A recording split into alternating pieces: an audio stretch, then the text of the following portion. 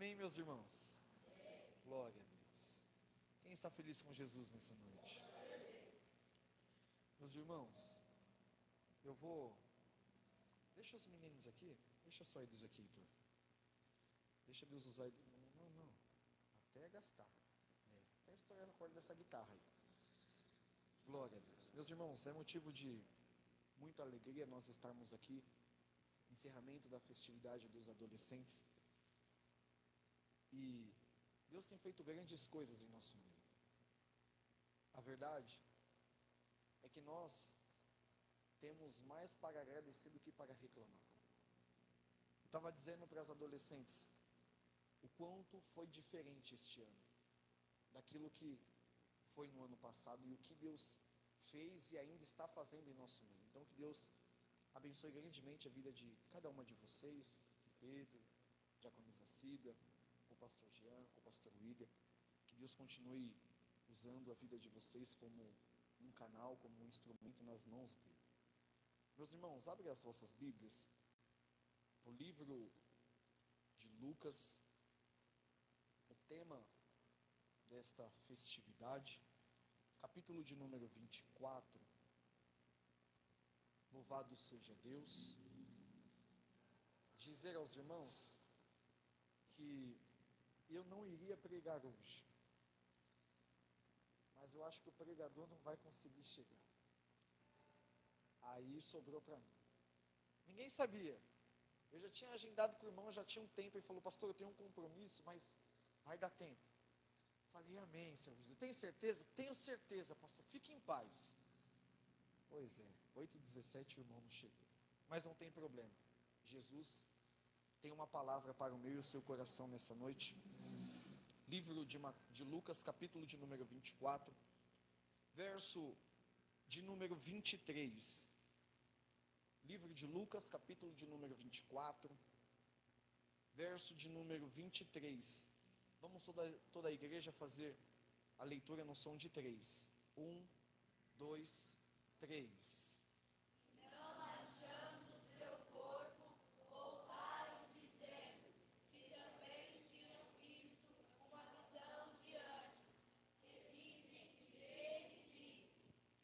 Agora vocês me acompanhem no verso de número 36. E falando ele dessas coisas, o mesmo Jesus se apresentou no meio deles e disse-lhe: paz seja convosco. E eles, espantados e atemorizados, pensavam que viam algum espírito. E Jesus lhe disse: por que estáis perturbados? E por que sobem tais pensamentos aos vossos corações? Vede as minhas mãos, os meus pés, que sou eu mesmo.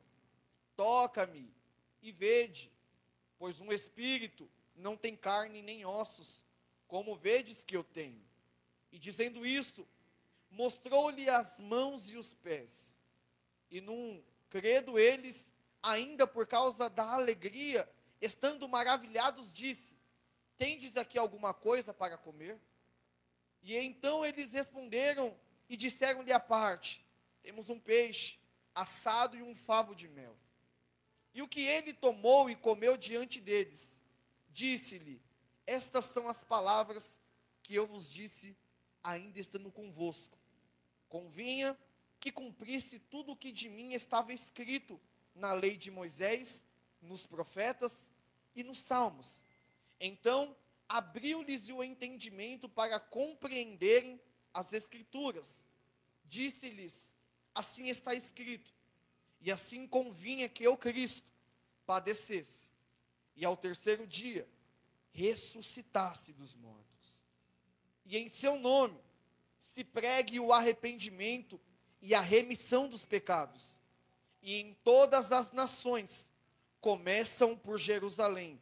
Todas essas coisas e tudo quanto vos disse, seis minhas testemunhas. E eis que sobre vós envio a promessa de meu Pai. Ficai, porém, na cidade de Jerusalém, até que do alto sejais revestidos de poder. Glória a Deus. Até aí, meus irmãos. Queridos, a Bíblia Lucas, quando está escrevendo as suas narrativas acerca do ministério, da chamada ministerial de Jesus, Lucas começa contando sobre os milagres, sobre as benfeitorias, sobre aquilo que Jesus havia feito no meio dos discípulos, no meio do povo, no meio de Jerusalém, e como Jesus operava sinais, prodígios e maravilhas. Lucas começa a narrar, desde o primeiro milagre, até a ressurreição de Jesus. A missão de Lucas, diferente de João, diferente de Mateus, diferente de Marcos, diferente de Pedro, dos outros apóstolos agora, Lucas está contando detalhadamente sobre o ministério de Jesus. E coube a nós falarmos sobre o tema, ele vive. Vai dizer então Lucas que Jesus, estando na mesa com os seus discípulos, perto do capítulo de número 22 em diante, vai dizer que Jesus está participando da Santa Ceia. Marcos vai um pouco mais adiante, dizendo que quando Jesus faz alguns milagres, ele chama os seus discípulos e diz: olha, entre para dentro da cidade, preparai a casa para que lá possamos participar da Santa Ceia. Então vai dizer que os discípulos entram dentro da casa, participam à mesa, preparam um banquete, a hora é chegada, Jesus senta na mesa, Jesus agora está conversando com eles acerca do reino de Deus, e Jesus diz: no meio de vós, um há de me trair.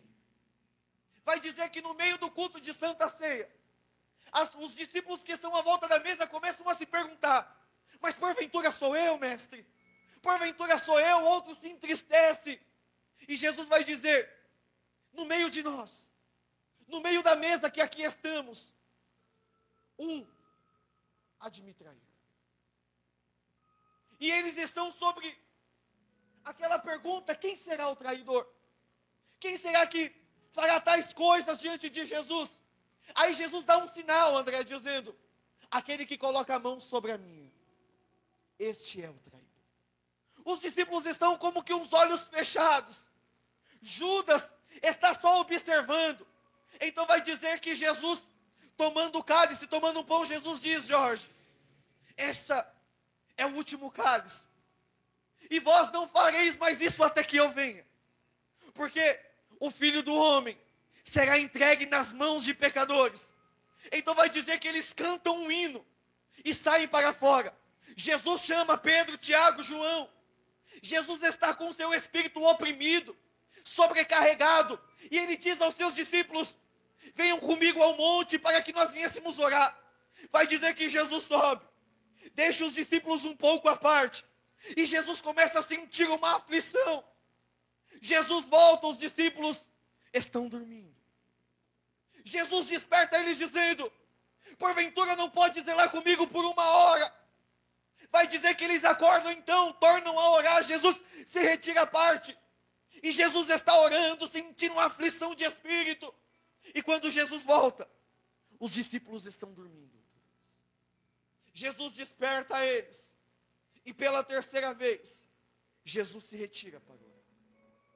E agora vai dizer que a aflição, que a opressão, que o peso, a qual Jesus estava sentindo, faz com que em a sua oração ele diz: Pai, se porventura passe de mim este cálice, mas que todavia seja feita a sua vontade. É interessante que quando Jesus diz: se possível passa de mim este cálice, vai dizer então que a dor que Jesus está sentindo, a ponto de dizer: se puder, faça com que este mal passe. Eu imagino que por um lado, quem estava à volta, eu imagino que talvez no mundo espiritual, quando Jesus libera esta palavra: se possível, passe de mim este cálice, talvez o inferno tenha se alegrado, porque quando Jesus disse: se possível, passe de mim, talvez alguém esteja lendo e esteja entendendo, até parece que Jesus iria desistir. Só que quando Jesus termina a oração, ele vai dizer: todavia, seja feita a sua vontade. É interessante que no livro de Isaías, capítulo de número 53, a qual Jesus está sendo mencionado pelo profeta Isaías, no capítulo de número 53, Isaías vai dizer o seguinte, que aprove Deus moê-lo na cruz.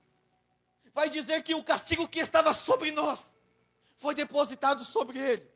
Veja, Isaías capítulo de número 53. Abre aí para mim, Heitor. Isaías capítulo de número 53. Verso de número 1. Isaías 53, verso 1. Quem deu crédito à nossa pregação? E a quem se manifestou? O braço do Senhor. Porque foi subindo como um renovo, perante ele como raiz em uma terra seca. Não tinha parecer, nem formosura. E olhando nós para ele, nenhuma beleza víamos, para que o desejássemos.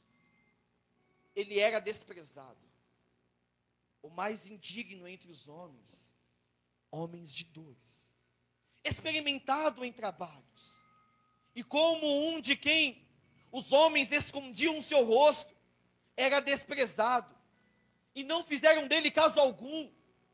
A Isaías vai dizer, verdadeiramente, ele tomou sobre si as nossas dores, as nossas enfermidades. Reputamos ele como aflito de Deus e oprimido, mas ele foi ferido pelas nossas transgressões, moído pela nossa iniquidade, e o castigo que estava sobre nós, ele levou sobre si, e sobre as suas pisaduras fomos sarados. E todos andávamos como os desgarrados, ovelhas, cada um se desviava pelo seu caminho, mas o Senhor fez cair sobre ele a iniquidade de todos. Ele foi oprimido, não abriu a sua boca, como um cordeiro foi levado ao matadouro, como ovelha muda perante os seus tosqueneadores, e ele não abriu a sua boca. Da opressão do juízo foi tirado. E quem contará o tempo da sua vida? Porquanto foi cortado da terra dos viventes, e pela transgressão do meu povo, ele foi atingido. Isaías, quando está escrevendo sobre a profecia de Jesus, Isaías está em concordância com aquilo que os discípulos estão dizendo acerca do ministério de Jesus. Porém, Isaías veio antes. Isaías já testificava e afirmava daquilo que iria acontecer. Aí Isaías estava dizendo, mas quem deu crédito à pregação? E é quem operou o braço forte do Senhor? Porque como ovelha, ele foi levado ao matadouro. E nós olhávamos para ele e não desejávamos, porque nele não havia beleza. Aí Isaías vai dizer que ele foi pendurado no meio do Calvário, ao lado de ladrões, e ainda assim foi justificado. Então Lucas, quando está escrevendo o seu texto, dizendo que Jesus vive, Lucas está mencionando não somente um ato, mas Lucas está trazendo a certeza para a igreja. Aquele que habitou no meio de vós, aquele que vivenciou no meio do povo, é o mesmo que fez a promessa dizendo, eu subirei ao Pai, mas assim também descerei para buscar a minha igreja.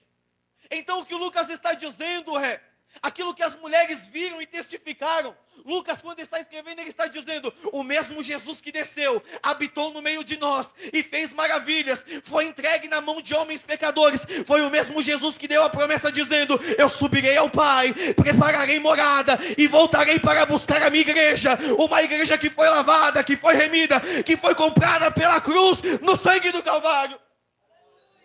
A confirmação daquilo que estava acontecendo. Lucas, quando continua discorrendo o seu texto, ele vai dizer que no meio do caminho, dois homens, em direção a Emaús, estão voltando, comentando sobre aquilo que Maria havia dito. Maria disse, fomos ao túmulo de manhã, não encontramos o corpo de Jesus. Dois anjos estavam na beira da porta dizendo, a quem procurar dentro dos mortos, aquele que vivo está. Elas voltam, anunciam os discípulos, Pedro e João correm ao sepulcro, entram, João fica do lado de fora. Quando Pedro entra, vai ver os lençóis dobrados, postos aonde Jesus estava deitado. Então Pedro volta para Jerusalém no meio do povo, e agora eles começam a comunicar o que havia acontecido. 2 discípulos, o nome deles era Queopas, eles estão aí caminho de Emaús dizendo: vocês viram o que aconteceu? Eles estavam comentando acerca daquilo que havia acontecido e como Jesus havia padecido, quando Jesus se apresenta no meio deles e pergunta: olha, o que é que vocês estão comentando em toda a trajetória? Mas como você não sabe? És peregrino em Jerusalém? Não sabes tu que no meio de nós Jesus habitou e foi entregue na mão de homens pecadores? Até parece que você não sabe o que está acontecendo em Jerusalém, em Israel. Jesus foi prego sobre a cruz do Calvário, mas ele dizia que ao terceiro dia ressuscitasse.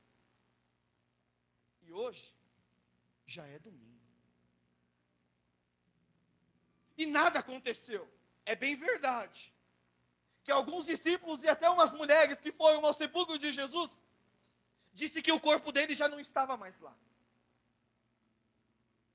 Mas até agora nada aconteceu. A frustração de alguém que esperou por muito e os seus olhos viram pouco. Por quê, pastor? Porque quando eles estavam indo a caminho de Emaús, Emaús era uma aldeia distante de Jerusalém. Emaús não tinha coisas boas para oferecer. Alguns historiadores vão dizer que era uma terra obscura, mais para o fundo do Oriente, onde poderia ver o pôr do sol, mas não tinha muitas coisas agradáveis. Então estes discípulos estão voltando para a sua cidade, e eles estão comentando: o que será que aconteceu? Vai dizer então que Jesus está caminhando com eles. A noite chega, e eles entram para dentro da casa e diz: você não vai entrar? Jesus diz: eu vou seguir avante. Não, entre. A ponto de Jesus se sentir constrangido e entrar com eles. Então vai dizer que eles entram para dentro da casa, assentam sobre a mesa. Em um piscar de olhos, Jesus parte o pão e o consagra. Quando eu estava lendo isso, Jesus dizia em meu coração que muitas pessoas precisam ver para crer. É verdade. E outras precisam se lembrar dos feitos de Jesus. Por que eu estou dizendo isso? Porque Jesus caminhou com aqueles homens durante todo o caminho. Só que no partir do pão, eles reconheceram Jesus.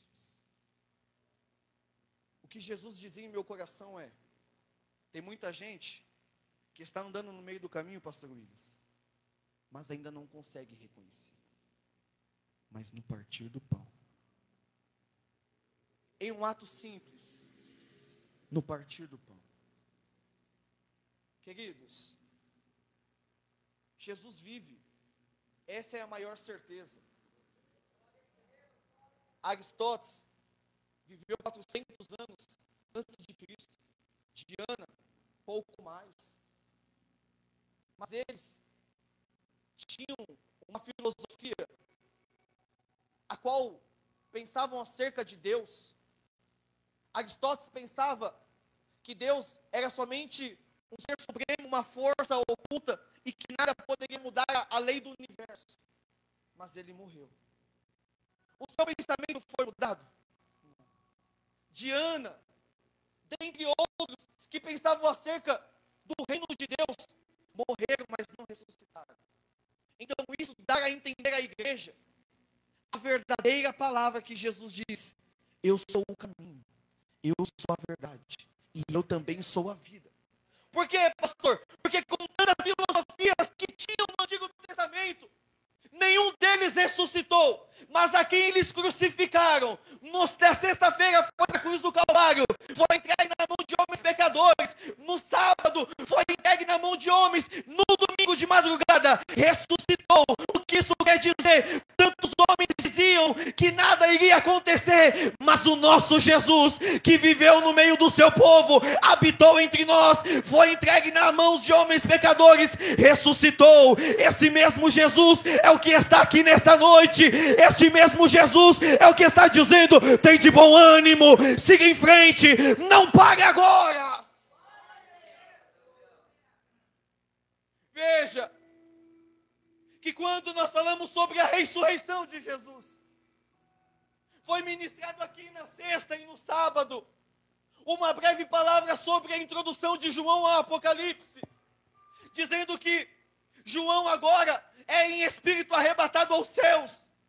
Mas o que Jesus dizia em meu coração é o que está lá em Salmos 24. Abra aí Salmos 24. Enquanto você localiza, João, preso na ilha de Patmos. João agora é arrebatado em espírito. Vai dizer que ele cai. E agora João tem uma visão. E vai dizer que no céu não havia ninguém que era digno de abrir e desatar o seu. João tem uma visão escatológica sobre as 7 igrejas da Ásia. O salmista vai dizer que em Salmos 24, do Senhor é a terra e a sua plenitude, o mundo e aqueles que nele habitam, porque ele afundou sobre os mares, afirmou sobre os rios. Quem subirá ao monte do Senhor, ou quem entrará no lugar santo? Aquele que é limpo de mãos e puro de coração, que não entrega sua alma à vaidade, nem jura enganosamente. Este receberá a bênção do Senhor e a justiça de Deus da sua salvação. Esta é a geração daqueles que buscam a tua face, o Deus de Jacó. Se atente agora. Levantai, ó portas,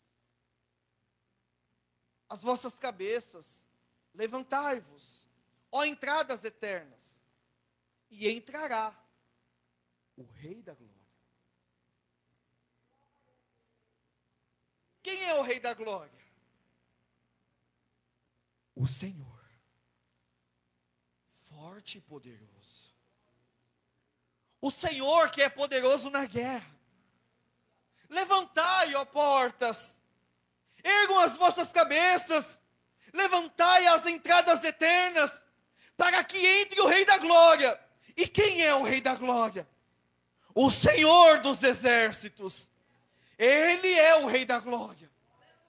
Agora, quando nós vamos para Apocalipse, nós vemos o que João está testificando, dizendo que não havia ninguém nos céus, nem na terra, acima dos céus ou debaixo da terra, que era digno de olhar para o livro, nem de desatar os seus 7 selos.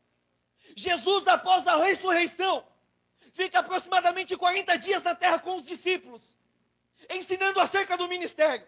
Então vai dizer que em um dos momentos, Jesus está dando a última instrução para os discípulos, quando de repente Jesus é levado pela alva. E os anjos estão olhando para os apóstolos e estão dizendo: por que é que vocês estão olhando para o alto? Porque o mesmo Jesus que subiu, assim também descerá para buscar a sua igreja no dia da ceifa. Então João está vendo aquilo que estava acontecendo no céu. O salmista está testificando que não havia um justo na terra, não havia um justo debaixo da terra, nem acima dos céus, que pudesse abrir o livro, desatar os seus 7 selos. Então o salmista começa a escrever dizendo: olha, prestem atenção, ergam as suas cabeças, levantem levantai as portas. Alguém pergunta por quê? Para que entre o Rei da Glória. E eles se perguntam, quem é o Rei da Glória? O Rei da Glória é o Senhor, forte e poderoso na guerra. Então ele vai dizer, ergo a cabeça, abrem as portas eternas, levantai os portais. Mas para quê? Para que entre o Rei da Glória. Mas quem é este o Rei da Glória? Este Rei da Glória é o Rei que está aqui nesta noite. O Rei da Glória é aquele que está habitando em nosso meio. Porque passou a sexta-feira, nada aconteceu. Passou o sábado, nada aconteceu. Mas no domingo pela manhã, nem os sepulcros pode conter, nem o inferno pode aguentar. Por quê, pastor? Enquanto Paulo estava pregando, nenhuma das suas pregações, ele olha para a porta e diz, onde está, Guilherme, a tua morte? Tragada foi na cruz, aonde o meu Cristo ressuscitou. A morte não operou e nem se apoderou de Jesus. Ele foi entregue, foi. Crucificaram ele, crucificaram. Esbofetearam o seu rosto, é verdade. Cuspiram na sua face também. Mas este mesmo Jesus suportou a cruz para quê? Para que eu e você estivéssemos aqui glorificando, dizendo, entre o Rei da Glória, entre o Rei da Glória, levantai as portas para quê? Para que entre o Rei da Glória. O maior intuito da igreja, quando se reunimos para fazer festas, festividades, é para celebrar a Deus por mais um ano do departamento. A festa é feita por homens. Mas, diferente daquilo que foi dito aqui, o aniversariante não é Jesus. O principal motivo da festa é Jesus. Por quê, pastor? Porque Jesus, ele tem cuidado de nós. Isso é tão verdade, que nós estávamos perdidos, como ovelhas desgarradas, sentenciados à morte. Mas Deus deu aquilo que havia de melhor. O quê? O amor e a vida. Você não está aqui porque você é bonzinho. Você não está aqui porque você é bonitinho. Você não está aqui porque você prega bem, canta bem, fala bem. Não. Você só está aqui quando você estava em um lugar onde ninguém tinha coragem de ir. Como assim, pastor? Você só está aqui hoje porque Jesus te resgatou das drogas. Você só está aqui hoje porque Jesus te resgatou da prostituição. Não é porque você é bom, não, pelo contrário, não somos merecedores, mas a sua graça, a sua misericórdia é o que nos mantém de pé.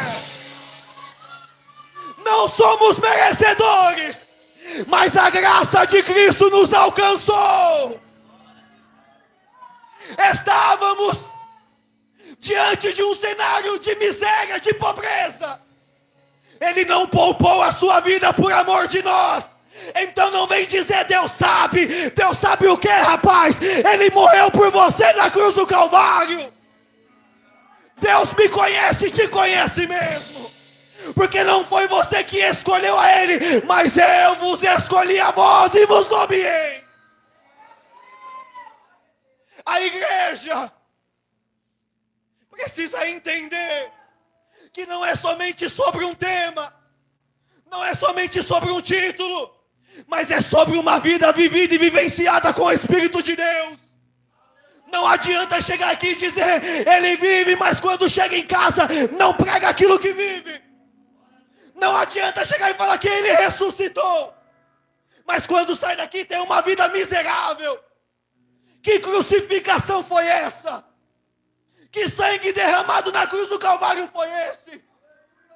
Se você quer voltar para Emaús, pode voltar, mas eu não arredo o pé enquanto eu não ver as mãos dele. Se quer voltar a pescar, pode voltar a pescar, mas eu não saio daqui por nada. Eu não arredo o pé enquanto eu não ver a manifestação do teu Espírito. Por quê, pastor? Porque no caminho da salvação, muitos desistem. No caminho da salvação, muitos retrocedem. Que exemplo é esse, pastor? Pedro, João, foram até o sepulcro. João ficou do lado de fora. Pedro entrou para ver o que estava lá dentro. E quando Pedro entrou, ele não viu o corpo de Jesus. Quando Pedro entrou, ele não viu as sandálias de Jesus. Mas quando Pedro entrou, ele teve a certeza que Jesus voltaria, porque os seus lenços estavam dobrados a um lugar à parte. O que é isso? Segundo a tradição judaica, o noivo, quando está sentado à mesa e ele vai se retirar, se ele dobrar o lençol, ele está dizendo: eu vou sair, mas daqui a pouco eu vou voltar. Então Pedro, quando entra, vê os lençóis dobrados, ele crê, porque Jesus estava dizendo: fui crucificado, fui entregue, mas eu estou vivo e vou voltar para buscar a minha igreja.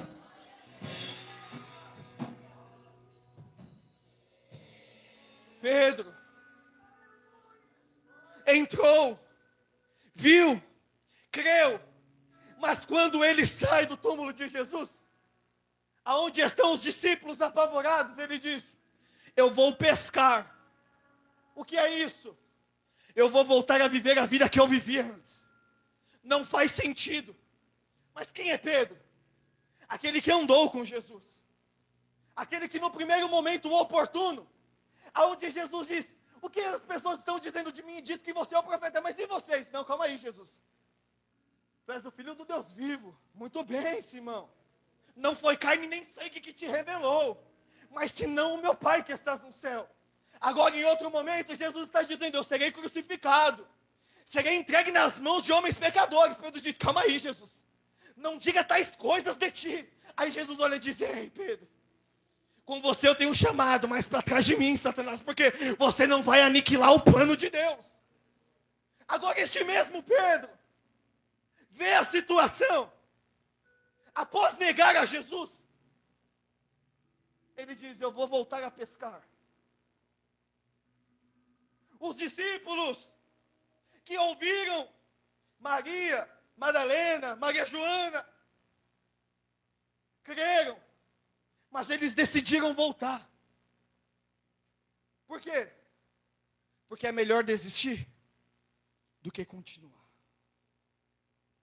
É melhor você retroceder e voltar a fazer o que você fazia, do que você continuar crendo na promessa. Preste atenção, e eu encerro. No caminho da promessa, você pode até escolher desistir, mas Jesus não desistiu de você. No caminho da promessa, pode haver dores, pode haver perseguições, pode haver desilusões, tristezas, engano, mas é só no caminho. Porque o dono da promessa te conhece.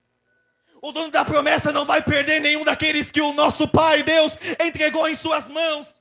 Então, quando Jesus entra no meio da casa e está participando do banquete, Jesus, quando parte o pão, alguém olha e diz: eu reconheci. É no ato do partir do pão, então é no ato que eu vou reconhecer Jesus. Deixa eu dizer algo para alguém aqui. Deus está dizendo: você até ouviu, você até viveu, você até ouviu, mas é neste momento que eu te trouxe para quê? Para te lembrar da promessa que eu tenho. No caminho de Emaús, você andou e conversou com Jesus, mas foi no partir do pão que você reconheceu Ele. Ajuda aí, Rodrigo. Irmãos,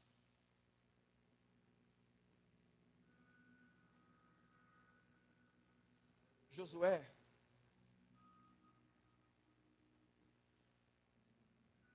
após a morte de Moisés,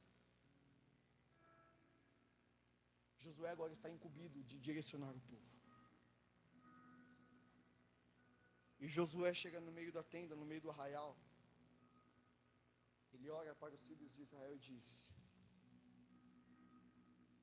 escolhei agora a quem vocês vão servir, mas fiquem sabendo que eu e a minha casa serviremos ao Senhor. Você pode escolher o caminho que você quer trilhar, Você pode escolher a direção que você quer seguir. Mas saiba de uma coisa. Existe uma igreja aqui na ADSM Gleba do Pêssego, na rua Malmiquer do Campo, número 1146, que não arreda o pé da promessa. Existe uma igreja, como a igreja primitiva, que igreja é essa? Que estava compartilhando no partir do pão, na comunhão, na oração, nos cultos domésticos, nas visitas aos lares, que está pregando. Que pregação é essa, pastor? Jesus vive, e Ele morreu por mim e por você. Existe uma igreja situada no bairro Gleba do Pêssego, que não arreda o pé de levar a mensagem da cruz, dizendo: arrependei-vos, porque é chegado o momento em que Jesus voltará para buscar a tua igreja. Ainda existe uma igreja que dobra o joelho na oração e está dizendo: eu não posso, mas o Senhor é aquele que faz. Ainda existe uma igreja que está dizendo: ó Deus, entra no meio da minha parentela, resgata da Umbanda, da Quibanda, vai resgatando da prostituição. Ainda tem uma igreja que dobra o joelho dizendo: entre no meu casamento, entre no meio da minha família, porque você morreu por mim, morreu pelo meu pai, pela minha mãe, pelos meus irmãos, morreu pela minha família. O que é isso? Não arreda o pé da promessa, não arreda o pé da promessa, não abra mão do seu casamento, nem mão da sua família, porque Jesus estava dizendo: a minha promessa está de pé, fica em Jerusalém, até que do alto sejam revestidos de poder. O que Ele está dizendo? Tem promessa debaixo dos céus, tem promessa para a sua vida, tem promessa para a sua casa. Deus está dizendo: quer voltar a pescar, tudo bem, mas eu não saio daqui. Quer voltar para o caminho de Emaú, pode voltar, mas a minha promessa não vai parar.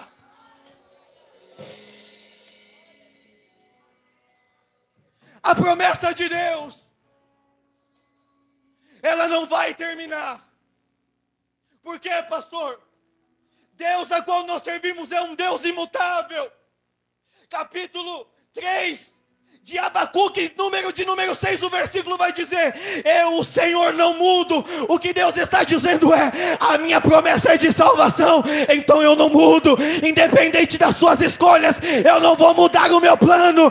Independente das suas ações, eu não vou mudar aquilo que eu tenho preparado.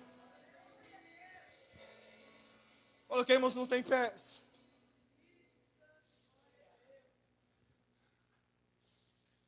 Alguém aqui tem promessa?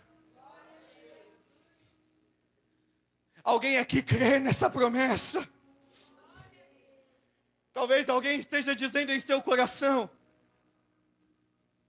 é verdade, Jesus vive, a sua palavra não voltará para ti vazia sem antes fazer aquilo que é aprazível. É verdade, mas já faz tanto tempo que Deus prometeu, já tem tantos anos, desde quando eu aceitei a Jesus, lá em 1900 e pedrinhas, e até agora nada mudou. Como que eu posso acreditar que Deus transforma, sendo que a minha casa não foi transformada? Como eu posso dizer que Deus liberta, sendo que a minha família não foi liberta? Como eu posso dizer que Deus salva, sendo que a minha família ainda não foi salva? Alguém aqui tem uma promessa semelhante a esta? Pois é, aconteceu. Mas você vai desistir? Deus disse que salvaria o meu esposo. Miserável, não largou a bebida. A palavra de Deus voltará para ti vazia? Não. Aquele que começou a boa obra,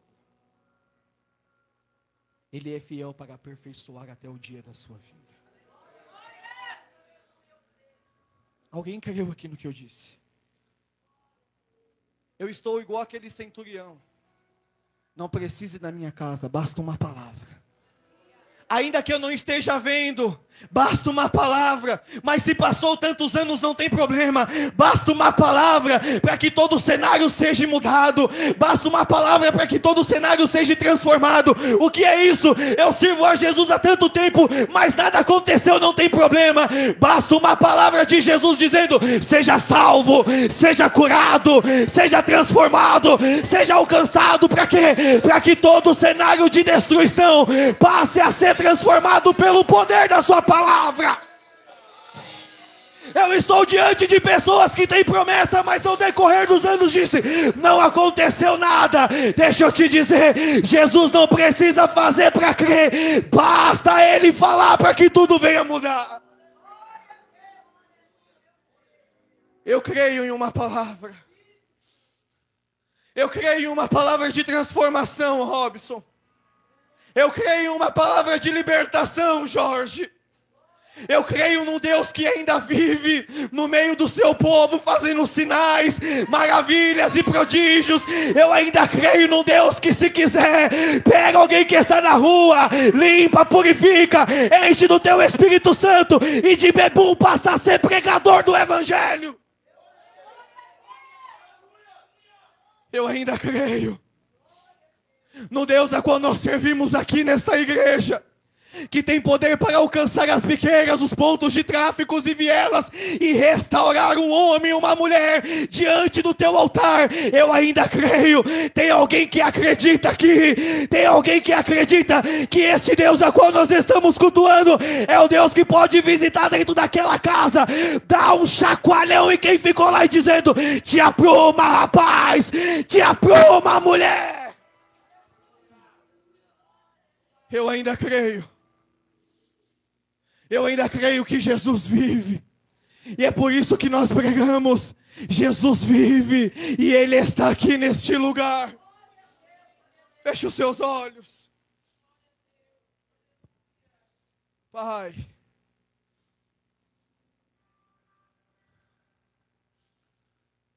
nós aqui estamos diante da sua presença. Espírito de vida,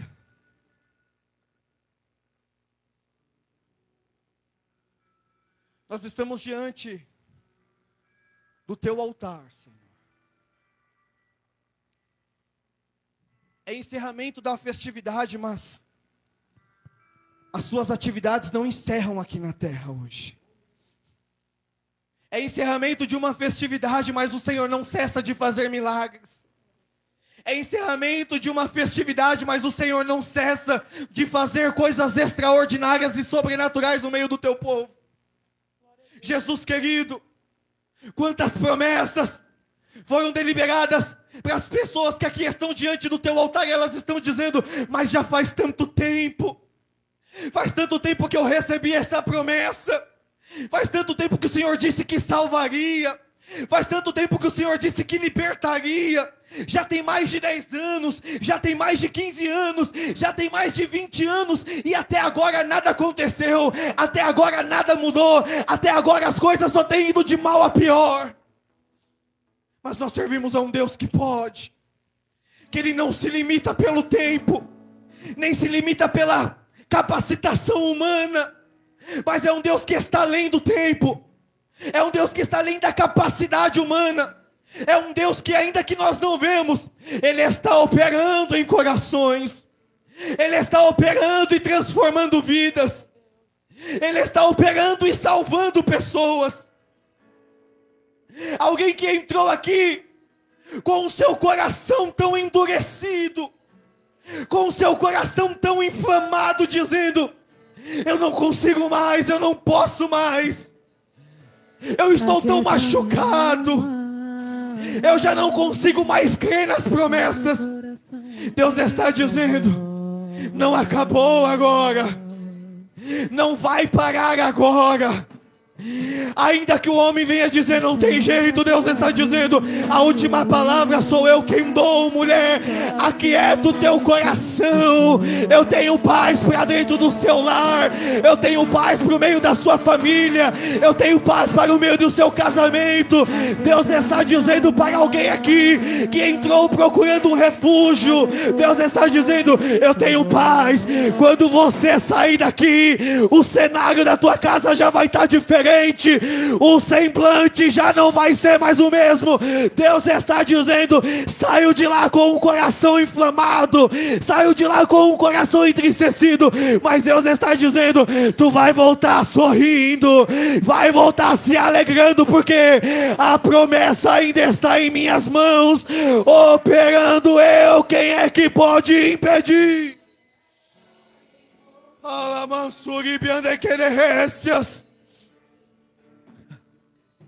Que o grande amor de Deus, a graça do nosso Senhor e Salvador Jesus Cristo e as doces ricas consolações do Espírito Santo esteja sobre todos nós, não somente hoje, mas para todos sempre. E quem acredita, diga: glória a Deus.